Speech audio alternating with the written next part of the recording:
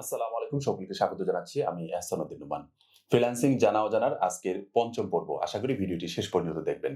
সর্বপ্রথম যে প্রশ্নটি সেটি হচ্ছে যে ফ্রিল্যান্সিং এ আ কোন দিক নির্দেশনা অনুযায়ী চললে দ্রুত সফল হতে পারবেন, এরকম একটি প্রশ্ন করেছেন।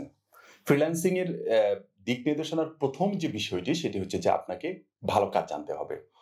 আপনি আ ঘরে বসে কাজ করছেন, বাট আপনি কিন্তু ওয়ার্লড ওয়াইড কাজ করছেন। সারা পৃথিবীর মানুষদের সাথে কাজ করছেন। এই বিষয়টি মাথায় রেখে আপনাকে কিন্তু এক্সপার্ট হতে হবে। এটার যোগ্যতা অর্জন করতে হবে যে আসলে আপনি কতটুকু কাজ শিখেছেন, এটার উপর ডিপেন্ড করে আপনি কিন্তু আপনার সফলতাটুকু অর্জন করতে পারবেন। আশা করি বুঝতে পেরেছেন। ২য় নাম্বার যে প্রশ্নটি সেটা হচ্ছে যে বর্তমানে ফ্রিল্যান্সিং করা ভালো নাকি চাকরি করা ভালো? দিনে কত ঘন্টা ফ্রিল্যান্সিং এর পেছনে সময় দিতে হয়? আসলে চাকরিটা এক জিনিস, ফ্রিল্যান্সিংটা আলাদা আরেকটা জিনিস।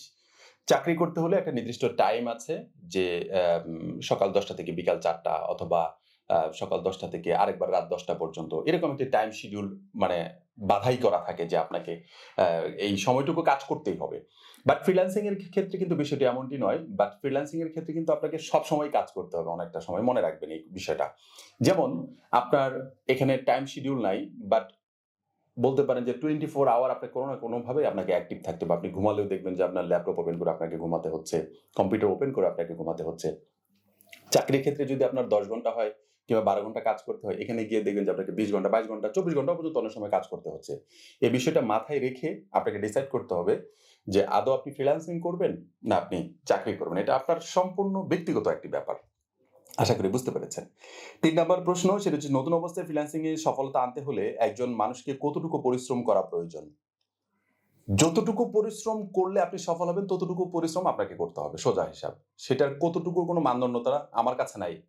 আমি মনে করি এ কারণেই যে ফ্রিল্যান্সিং হচ্ছে একটা নিজের জায়গা থেকে আ নিজেকে ভালো কিছু করার জন্য, ভালো একটি জায়গায় নিয়ে যাওয়ার জন্য যতটা পরিশ্রম করা প্রয়োজন ততটাই আপনাকে করতে হবে। এটা মনে রেখে যদি আপনি ফ্রিল্যান্সিং এ আসতে চান, তাহলে আপনি ভালো কিছু করতে পারবেন। আদারওয়াইজ ফ্রিল্যান্সিং এ সফল হওয়া সম্ভব না। কারণ ফ্রিল্যান্সিং এ আমরা অনেকেই মনে করি যে আমরা ২ ঘন্টা ৩ ঘন্টা করে আমরা প্র্যাকটিস করব। ২ ঘন্টা ৩ ঘন্টা করে আমরা কাজ করব। আমরা ফ্রিল্যান্সিং এ হয়তোবা অমুকের মতো আমরা টাকা ইনকাম করব, তমুকের মতো টাকা ইনকাম করব। বিষয়টা কিন্তু এমনটি নয়। আপনাকে এখানে যথেষ্ট পরিমাণ পরিশ্রম করতে হবে, যথেষ্ট পরিমাণ সময় দিতে হবে, যথেষ্ট পরিমাণ শ্রম দিতে হবে। দেন আপনি ভালো কিছু একটা করতে পারবেন। আশা করি বুঝতে পেরেছেন। ৪ নাম্বার প্রশ্ন হচ্ছে যে প্রফেশনাল ফ্রিল্যান্সার হতে চাইলে কোন দিক নির্দেশনা অনুসরণ করতে হবে? আমি আবারও বলছি, প্রফেশনাল ফ্রিল্যান্সার হতে হলে আপনাকে আস্তে আস্তে কাজ শিখে ভালো কিছু একটা করতে হবে। দেন আপনি প্রফেশনাল ফ্রিল্যান্সার হয়ে যাবেন। আপনি সকালবেলা কাজ শিখেছেন, বিকাল বেলায় আপনি প্রফেশনাল হয়ে যাবেন না। দেখবেন যে ২ বছর, ৪ বছর, ৫ বছর, ১০ বছর পরে আপনি খুব ভালো একটি জায়গায় পৌঁছে গেছেন। এটাই আমার কাছে মনে হয়। আশা করি বুঝতে পেরেছেন। খুব শর্ট অ্যান্সার গুলো করছি আপনাদেরকে।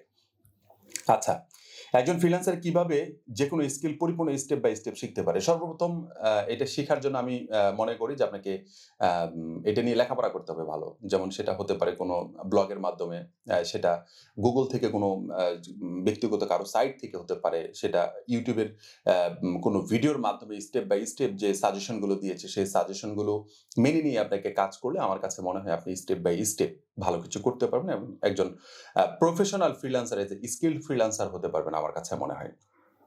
৬ নাম্বার যে প্রশ্নটি সেটি হচ্ছে যে নতুন অবস্থায় একজন ফ্রিল্যান্সারের টার্গেট বা গোল কেমন হওয়া উচিত? একেবারে সিরিয়াস টার্গেট হওয়া উচিত। কোন কথা নেই। ডু অর ডাই টার্গেট যেটাকে বলা হয়। আপনি ভালো কিছু করবেন এটা হলো ফাইনাল কথা। এখন ভালো কিছু করতে হলে আপনার খাওয়া ঘুম কি করতে হবে সেটা আপনার উপর ডিপেন্ড করবে। যে আপনি কোথায় যাচ্ছেন, কোথায় কি করছেন সেটা পুরোপুরি ডিপেন্ড করবে আপনার উপরে।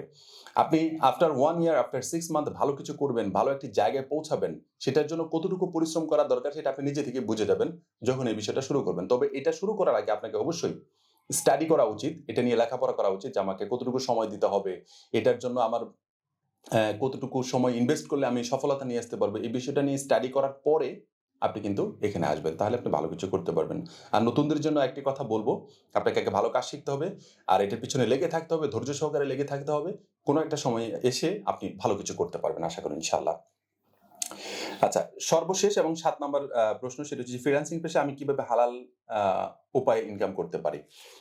খুবই গুরুত্বপূর্ণ একটি প্রশ্ন। সেটি হচ্ছে যে হালাল ইনকাম করা। হালাল ইনকাম করা বর্তমানে খুবই কষ্টসাধ্য একটি বিষয়। তারপর আপনাকে দেখে শুনে বুঝে আপনাকে হালাল ইনকাম গুলো করতে হবে।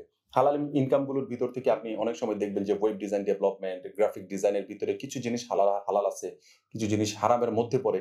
তো এই বিষয়গুলো আপনি নিজে থেকে বুঝতে পারবেন।